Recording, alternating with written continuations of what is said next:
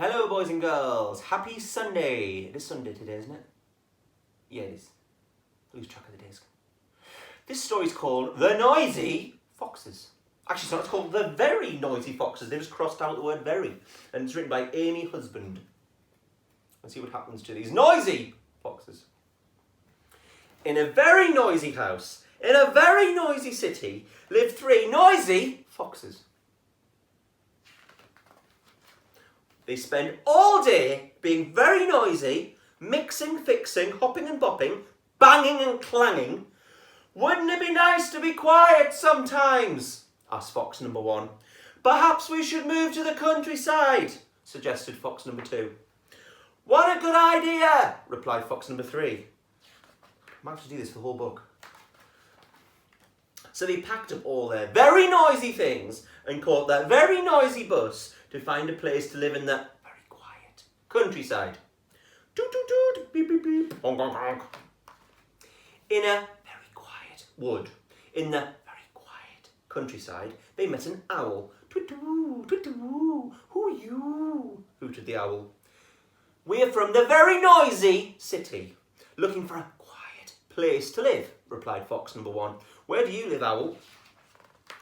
Oh, I live up here at the top of this tall, quiet tree, the owl said.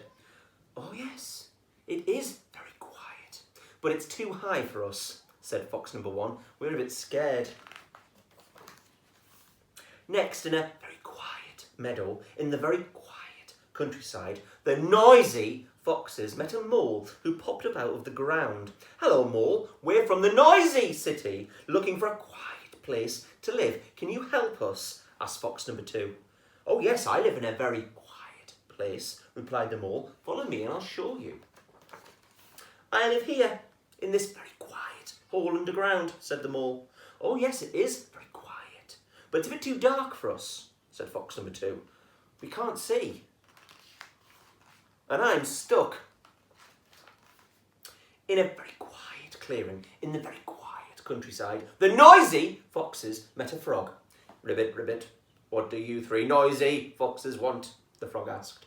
We're looking for a quiet place to live. We're looking for a quiet place to live, said fox number three. Where do you live, frog? Come with me and I'll show you, replied the frog. I live in this very quiet pond, said the frog.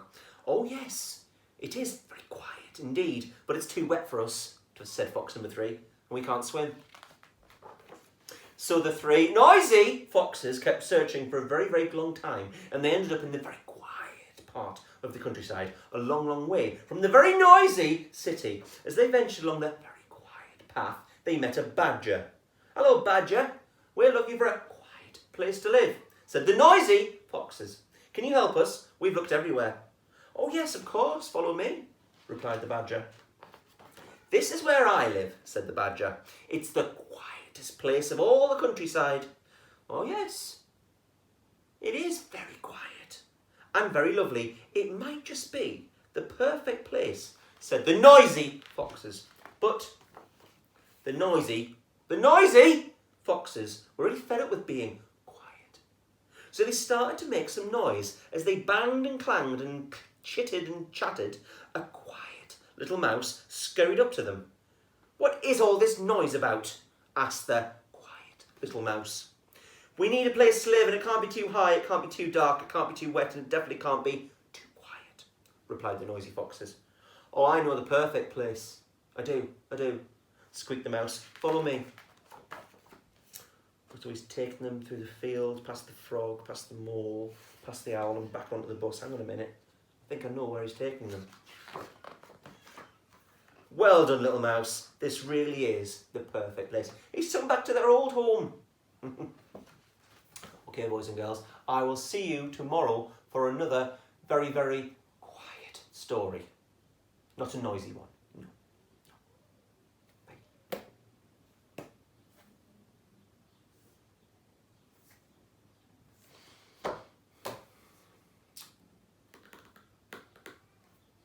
Off. Switch off. Off. Not working. Off. Switch off.